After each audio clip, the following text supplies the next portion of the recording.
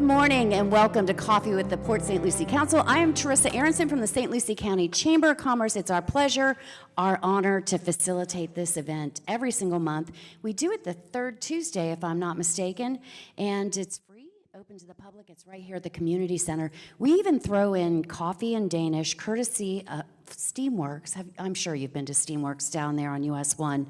Mike always puts out a great spread. I apologize, I'm fidgeting, but my feet are touching nothing right now. And I feel a little bit like a child. Okay, so I apologize for that, everybody watching at home. I'm going to try to figure this out in the next few seconds. As I welcome my guests, we're going to start differently today because this important lady needs to get on out of here quickly. Please welcome Jen Davis from the City of Port St. Lucie. Welcome, Jen. Good morning. Jen, I'm feeling like your new title is CRA-ish, CRA Director. Yeah, got it? Definitely. Okay, yeah. Very good. And explain to everybody what CRA is. Sure. The CRA is the Community Redevelopment Agency here in the city. We do have 4 community redevelopment areas in the city, which is the eastern side, US 1 corridor, which is City Center, Village Green Drive. We've got East Lake Village. We have the Port District, which is a lot of activity there. And then, of course, the Southern Grove area where you've seen a lot of the new jobs and things like that coming into the city. Perfect. Everybody's excited about the port in Port St. Lucie, which is on the river and accessible by many, what do you call them, jet skis and smaller bass boats. But yes, it's going to be beautiful down there. Beautiful park. We're going to connect the walkway. Yep. So it already is beautiful, and I think we've worked really hard to just enhance on the beauty of the river. Mm-hmm. In doing so, we did have to make some modifications to the park that most people are familiar with, but we did save the beautiful tree down by the river. That's one of our iconic focal points. So yes, you will be able to get there by boat, by car, by bike. You can walk. So right now, the playground itself is pretty much installed. So if you happen to drive by, go into the botanical gardens, you'll see the 43-foot alligator. You will see the schooner, the river schooner that's there. We have all of our play equipment in place and our Banyan Basin, which is an interactive water play area right in the center. What you also may notice is a very large mound of dirt, and that is our lookout hill. So it'll be a really cool feature next to the event lawn that when you're out enjoying river nights or other events, you'll be able to kind of sit up a little bit higher and get some better views of what's going on. And also, if you turn around, you'll be able to see down the river. So we're super excited about that. But I do want to hit on the jet skis and the bass boats and all that. So one of the things we're adding to this area is a kayak launch. And we do have boat slips already, but that kayak launch is going to be super important to promote non-motorized boating activity. With that, we are going to petition with the state to get a no-wake zone in that area. So I think it'll be really nice as you come up the river, boats will slow down, and then it'll really promote the non-motorized boating activity on the river. Yeah, I think that's going to be important to get the no-wake zone. I'll be remiss if we don't mention, especially with Patricia Christensen in the audience, the historic homes. Yep, definitely. We are well underway to restoring the historic lodge. So that's the first building when you pull in off of Westmoreland. It's been painted a beautiful red color to match the wood tone from back in the day. They're doing a lot of work on the inside with restoration of wood. So you may not see a lot of things going on outside right now, but they are doing some trim work outside, and they have been refinishing and doing all the electric and plumbing and mechanical, all the things that have to happen to make that a viable. Yeah, all the stuff that was not in there previously, Definitely. Right? And then that will be the future home of the Historical Museum for the City of Port St. Lucie. It will. We're super excited that once the renovations are complete, the Historic Society will run a museum out of there. They'll have offices. They'll have a gift shop.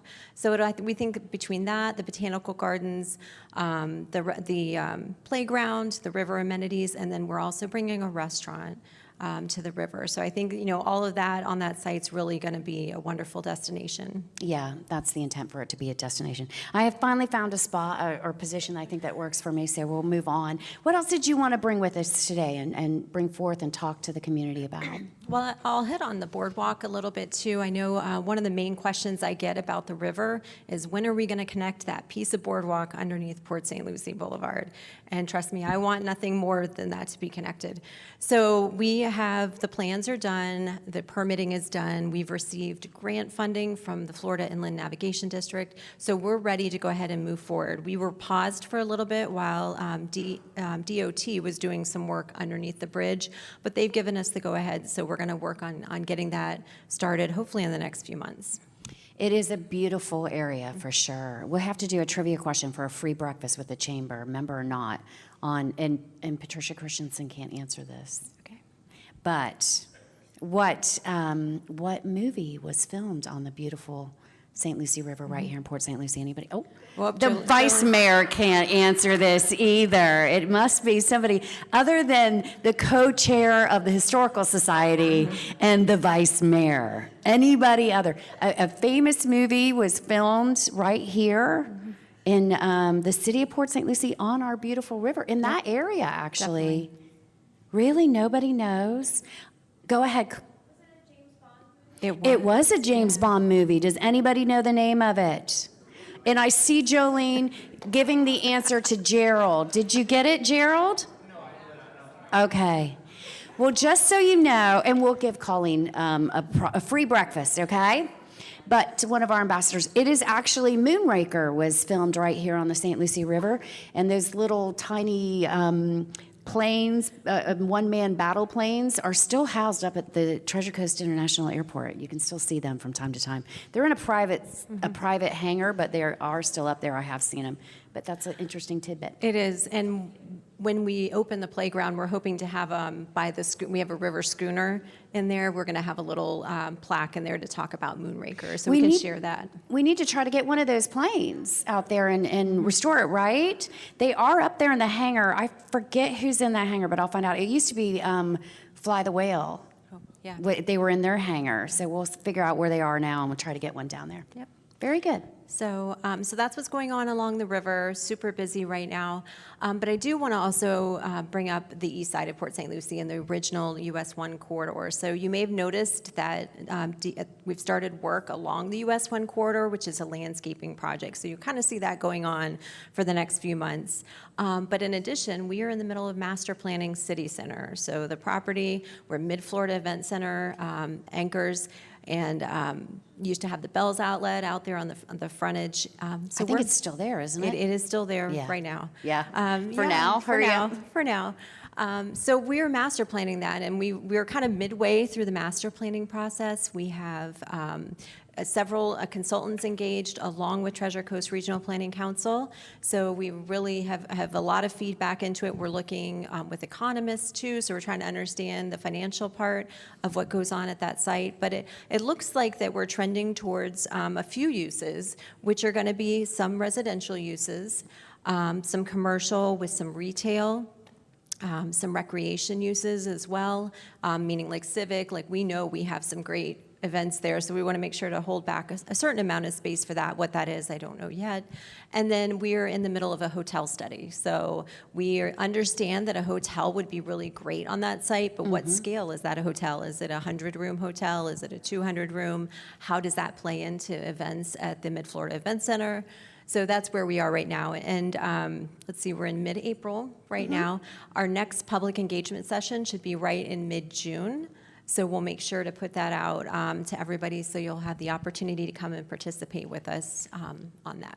Big shout out to Mid-Florida, also our sponsor today at the event center. So I'm sure the hotel really kind of needs to correlate to the size of events that you can facilitate over at the Mid-Florida. But in my 15 years at the Chamber, I have never seen a, well, I can't call them charrette anymore, but a master planning session that didn't end in, hey, we want multi-use. We want a little bit of everything. So that's always very funny to me. But it makes sense there.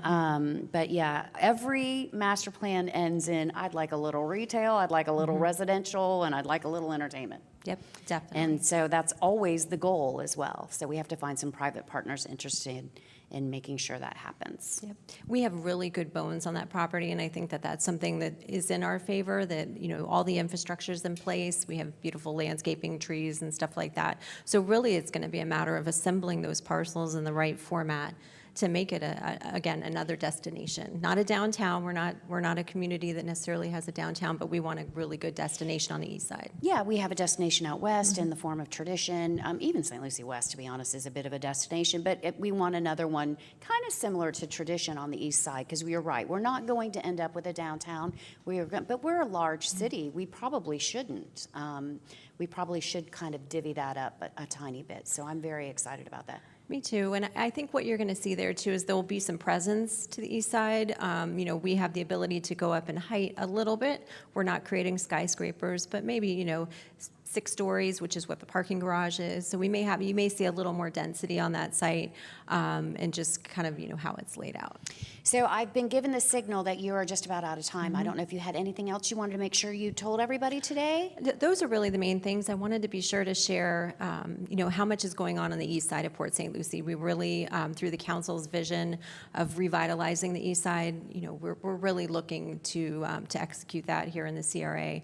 We are one kind of hidden gem that we're working on is a boardwalk through the Hog Pen Slough on the east side. So that's kind of right there at Village Green Drive. And I think that'll really tie in when we start doing the development of city centers. So And then we're going to tie up the Greenways Parkway there too through some county and state funding. So that's going to be kind of cool over there then. Yep.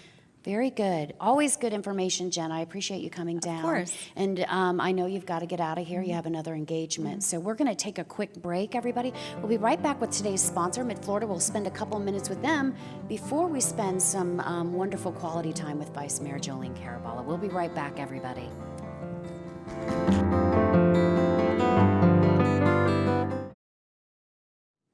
Welcome back to Coffee with the Port St. Lucie Council. I am Teresa Aronson from the St. Lucie County Chamber of Commerce. Just to remind everybody, we are a third-party nonprofit. Everybody sees me, they go, you look familiar. I think you work at the city, maybe at the bank with my wife. They never know who I am. But they do know I look familiar, so I appreciate all the watchers. But just to remind everybody, I'm from the Chamber, and I'm here with Karina Talalay from Mid-Florida Credit Union. I almost said Event Center. You're killing me with that. But she is the AVP branch manager. I knew I was going to screw that. The name I got, but the titles I'm always. The name is the hardest. I don't think you're on. Let's. Actually, you are on. Wait. Yeah, she is on. Try it again. Tristan. Oh. I didn't have my glasses on, and Now it's on. There you go. There you go. Now you can hear yourself. I'm good now. That was great TV. Don't worry about it. It's It was okay. riveting. I'm comfortable. I'm used to it now.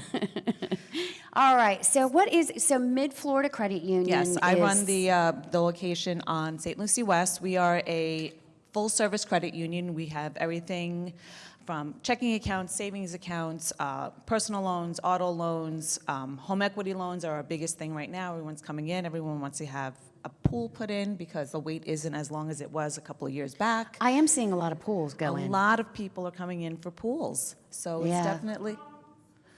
I'm sorry. Commercial, yeah. Commercial Sharita loans. Sharita Walker, the great Sharita Walker, is Yes. now in charge of our commercial loan division She for left the Treasure retail. Coast. She abandoned us in retail and went over to commercial lending. But it's all right because we still get to partner with her Yes. and have a great relationship with her, and I get to see her still. So Yes. Yeah. I do yes. too because she's on my board, so I still get to see her all the time. You get to see her more than I do then. Maybe. I'm a little jealous now. Okay. The good thing is interest rates are falling, right? Ish. So, funny story. No, that's not happening. It's not happening. They're lying to me. Wait a minute. The news is lying to me. It's fake news. Oh man. No, they are still on. They are slightly going up. You know, we are trying to be as competitive as we can with, you know, the other financial areas. But we, you know, it's a tough time right now. It is a tough time. But we do, when we look at our lending, and commercial lending especially, they're not rate sensitive as most places. But when we look at lending, we kind of look outside the box. It's not a cookie cutter lending. We look at every individual separately, and we kind of determine what the best factor is. So if you may not get approved at your regular financial institution, come in to see us, and then we may find a way to kind of make the box work so much. Okay, you have a little bit of wiggle room. Yes. Which is not always typical, right? Correct, Yeah. correct, correct. So we do have a great 5% CD special right now. It's an 18-month CD. It's a limited time. We don't know when it's going to go away, but come on in. We're looking for new money, $10,000 or more. You can get a great rate. And we have a great, also a 4% 4-year CD rate and a 2-year 4% CD rate, which will also be great, $1,000 minimum. So those are great options that we have right now. They are, because not too long ago, I mean, interest on a CD was basically nothing. Correct. Yeah, so 5% is huge. The last time I saw this was maybe 15 years ago. Yeah, I think I moved a bunch of money around when it got to 3, because I was like, oh, I got to get my Excited. 3%. Now it's 5, and now I Yeah. have to, you're just creating more work for me, but that's okay, it's worth it. It's worth it. Yes, yes, yes. I've got to go check Definitely. some things and Yeah. move some stuff around. Yeah. Also, just because it is May, I Yes. think. No, it's April. I don't know. April showers. So some of my shows tape and then they air in May, so we'll just go with May. Okay, we'll go and, with May. It so is it's getting May. close to Christmas Club. You guys have a great Christmas Club program because We you want to do. start now, right? Well, we have a holiday club, so it is a holiday club, so it's a great program. You open the holiday club with $5, and then everyone uses it to kind of deposit money into that account every month, and then come October, November. You can get it out. You can get it out and do all your Christmas shopping, and you do earn a higher rate of interest up to the first $2,000 on that. So I believe, I'm not going to quote, 2%? 2%. Oh, Yeah, but now you can't take it out until November, so it's Yeah. just got to sit there. So, but it's great for the holiday shopping, that I can tell you. very good. And we do great seasonal loans once, because we're so close to December. I mean, we're in May now, so we're close to December. So we do a lot of great seasonal loans, so if you need some extra cash to do some holiday shopping, we can help you with that as well. Very good. All right, so let's give everybody your contact information so that they can get a hold of you, because if they want a home loan, a home equity loan, a car loan, any Yes. of these CDs. So we have 3 locations on the Treasure Coast, in Port St. Lucie specifically, Gatlin Boulevard, St. Lucie West, which is where you can come and see me, and US 1, right across from the Civic Center. We're open from 9 a.m. to 5 p.m. in the lobby, 7 a.m. to 7 p.m. in the drive-through Monday through Friday. They're laughing at you because you said across from the Civic Center, and it's actually the Mid-Florida Event Center. There you go. See, I get it wrong too. I know, it's See, very it's easy, right? But yeah. Okay. That's all I've got to say. All right, and the website? Oh, www.midflorida.com. Very good. All right, well, Karina, it's always nice to see you. I always love to hang out with you I love guys. seeing you too. They're a ton of fun. We are. So we're going to take another break real quick. I'm going to grab some coffee and the vice mayor. Oh, and we'll exciting. be back in just a few moments. Thanks.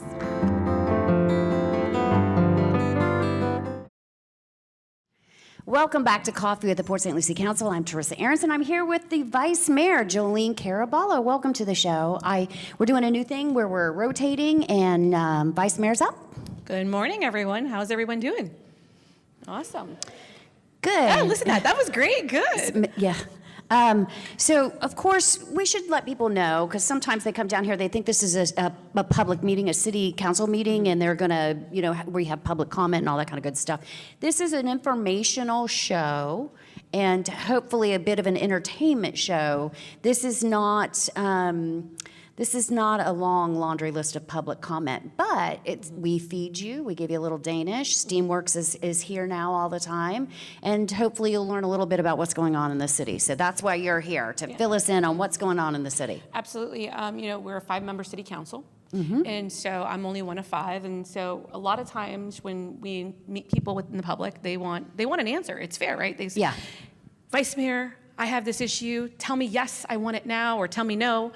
And the reality is I don't have my other 4 members on the board to really help me make that decision at this time. And technically, unless it's a public meeting, we can. And so out of fairness, it's important that we're consistent with the information. And when I speak on the city, or I speak on this, I'm speaking on behalf of myself. I'm not speaking on behalf of all 5. And so I think the challenge is when you're in a public setting like this and you're taping, The challenge is that if I answer a question, the assumption to the mass world is that's how the city. Answer. Yeah. And you know, until the other four are with us together in a public meeting, It's really your opinion. Yeah, it's my opinion, and it's not necessarily fair. That being said, my assistant Christina Flores, who is the best executive assistant in the world, you know, she's here, and anybody that wants to have a meeting or have a discussion off site, I'm always willing to take some time and give you my opinion one-on-one, and I'm very blunt. Those that know me know I just tell you what I think, and we'll work together from that point on. Yeah, so if you want to come and bring up your concerns, the best place to do that is at a council.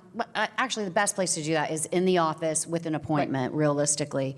And then if you can't get somewhere in that vein, then public comment at a meeting. But the reality is, it's certainly not here, although I don't, sometimes some people take questions of CRA direct, whatever they want to do, but this isn't where we do that. That is really a public meeting, because anything that you say is just your opinion at this point. And anything that I say to you in regards to the city is also public record, and it goes on to perpetuity by law, by state law. Yeah. So if I make a comment in regards to my opinion, that's going to stay forever. And that's why the public meeting process is so important, because that's the place to keep public record, and more importantly, capture the public record in regards to the public's thoughts on a certain item. So that also stays in perpetuity as well. Right. So we threatened to give them just information here. So what is that today? What do we got?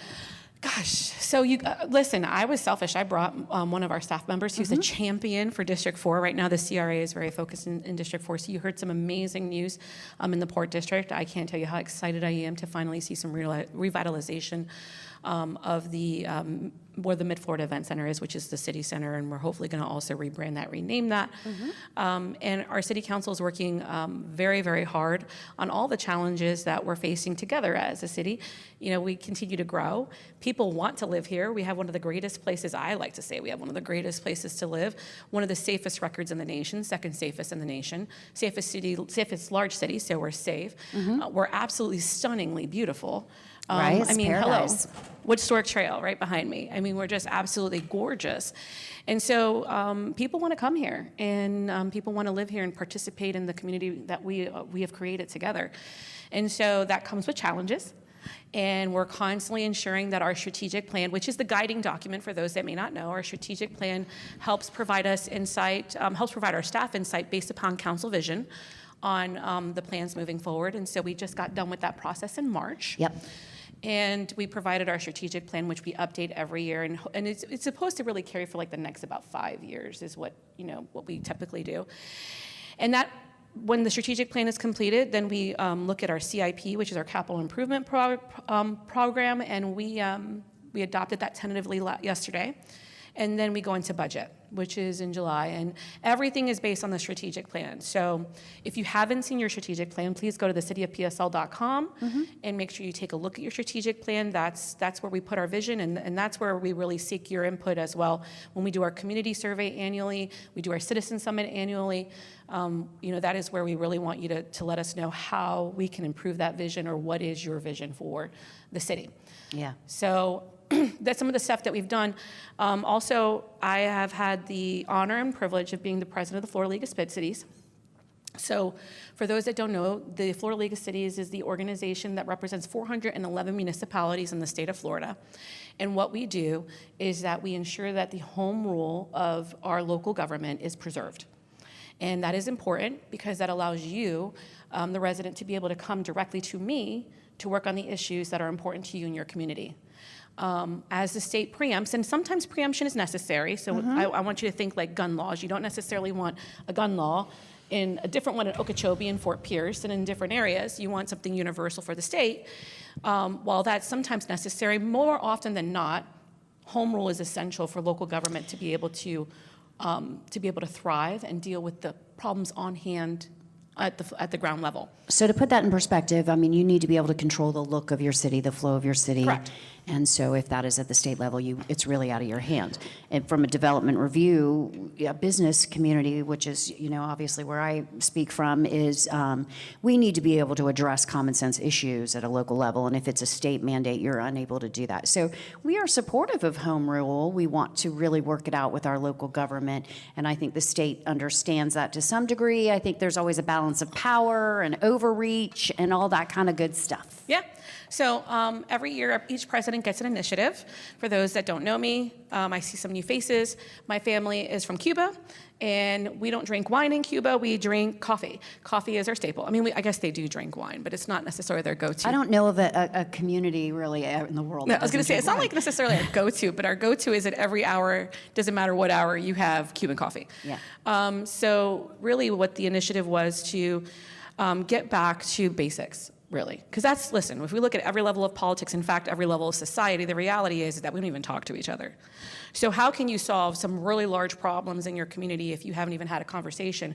And how can I go to the state legislator when we're looking at session and then say, oh, I've never met you before, but by the way, your bill is horrible. I think you don't represent your community. I mean, like, there's nothing positive that's going to come out of that discussion. So really what Common Grounds is about local elected officials or community stakeholders getting with their legislator and having a conversation, just a simple conversation. It could be as simple as, tell me why you became a legislator. Tell me about your family, what kind of hobbies, and finding that common ground first and really getting to know someone as a person, because they are a human being, before we start getting into these more complex issues that can sometimes divide a group. And then more importantly, sometimes you're not going to agree.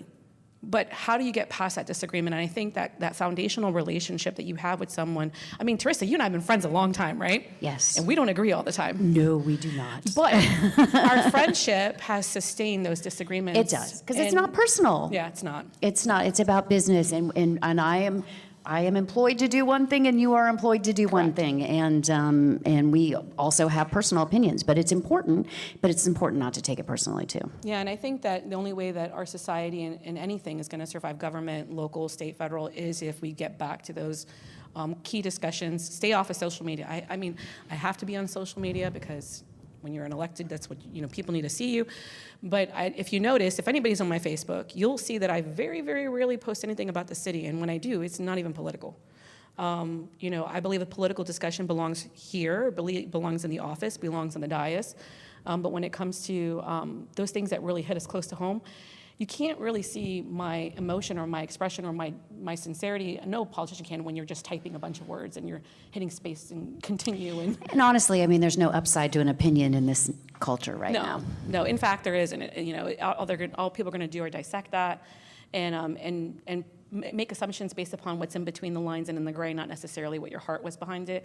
And as I tell people all the time, if you ever hear me say something, see me write something, and you're like, wait a minute, what did she say? It's, come up and really ask me, because I'm the type of person that's like, no, let me help you understand my heart behind the situation. And I think it's important to say that we have agreed that after we do our little song and dance here, you'll sit with the people and take their questions off camera, this is a chance to talk to Vice Mayor Jolene Caraballo, but we're not airing that for public dissection. Right. But if you want to ask questions, and if he would have stayed, he could have asked his questions. Yeah, I didn't even see what happened. You were the one that mentioned it. I was like, what happened? She said, someone just left. I can spot a stormer outer from a mile away. It's all right. I'm not afraid of things actually being out there, but, for me, it's more of the principal nature of our charter. Yeah. To ensure that every council member has the ability to respond to that public comment. Mm-hmm. If you're asking me, so tell me about your life, tell me about your family, everyone can ask me that, I'll put that on camera, I really don't.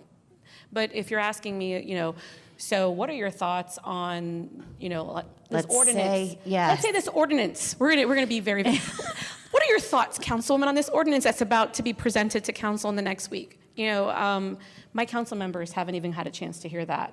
Yeah. That's because we can't talk to each other. Well, they might have heard it from me. Well, they might have heard it from you, but yet, you don't probably know everything I think about that. So, because we really work in a singular level, because of Sunshine, we're not allowed to speak to each other. No, and I can't tell you what the other one said either. That is also a Sunshine violation. Correct. So. It becomes to the point where you have to consider, is it fair for you to say something outwardly, publicly, and your other council members don't have the opportunity to even hear that first. So it doesn't just happen here. It's like when I have reporters that call me. Mm-hmm. Reporters ask me before a vote, Jolene, what do you think about this? And I tell them, I said, listen, and I can show you, I have emails to this effect where I tell reporters, with all due respect, I will be more than glad to comment on that after we vote on it. I really feel uncomfortable to comment on that before I even get to talk to my colleagues. Well, before we get to that part where you can talk with people individually, is there anything that we need to say publicly for the good of the order, for the good of the people? Have we covered, we talked about the parks at great length. Thank you for bringing Jen Davis. We appreciate that because that was great information to have. We talked a little bit about Mid-Florida Event Center. Is there anything else you need everybody to know before we head into, individual? I think for me, there's a lot going on in your city, and so I welcome the involvement. I hope people get passionate. I am a nerd in many ways. I'll sit here and talk about the city ad nauseum, and people roll their eyes to the back of their head, and they're just like, I don't know how you find this interesting. I love our city, and so if you want to find out how to get involved, you contact my office, you contact me. We're going to make sure to get you involved, and then any information you need, if you ever want a meeting, even over the smallest things. I mean, Christina will tell you, I've had new business owners move into the area and say, hey, I just want to talk to you about Port St. Lucie and learn more about the city. I can hand them off to one of our staff members, but it's like, no, if you want to meet with me, please come in. I'm gonna meet with you. And for the most part, every council member is the same way. All 5 of us are the same way. So we are accessible. We are here for you. We are here to serve, and it is always an honor and a privilege to serve the city of Port St. Lucie and each one of you out here. Well, I just want to make a couple announcements through a partnership with the city. We have the Small Business Assistance. If you are thinking about starting, or even if you've started looking for space for a business, please contact our office first. We can possibly save you hundreds of thousands of dollars. We've done that before, for sure. Also, we have something. I watched a city council meeting recently, and there was some argument over who are the stakeholders. We don't have arguments. We have discussions. You are correct. I stand corrected. Passionate discussions. So I did want to clear that up and then announce a new event that we're doing. One is everybody is a stakeholder. You're absolutely right. Yes. But the common phrase at the government level has been for the people that particularly affects. So in this case, when you guys were discussing the stakeholders, I think what was truly meant was the development community, and that is the community I represent. And so we are starting a new evening appetizers and drink speaker series, and it's called Stakeholders Update. Our first one is at the end of this month at 2nd Street Bistro. We'll do Fort Pierce, we'll go to Port St. Lucie, we'll do one for the county. And so you can learn more about who are the stakeholders in this instance, right? And then what we kind of work on and what we are thinking. And I've always said I will never tell you what I'm thinking here. That's not what this is for. This is informative.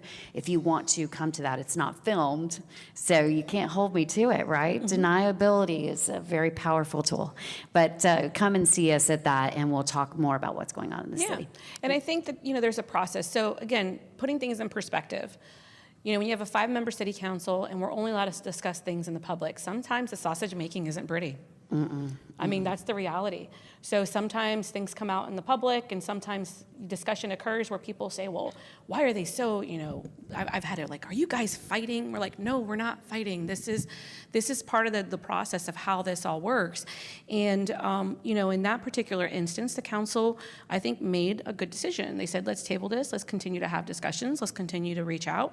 And so I think that's part of the process. And so, if there's anything I can share, again, with the public and with the members in these rooms, is sometimes this stuff isn't necessarily pretty, but at the end of the day, I really feel strongly that our council and our team does work very diligently to try to get the best resolution and the best solution possible. And we appreciate that. We appreciate you including us in the process. It's important. Absolutely.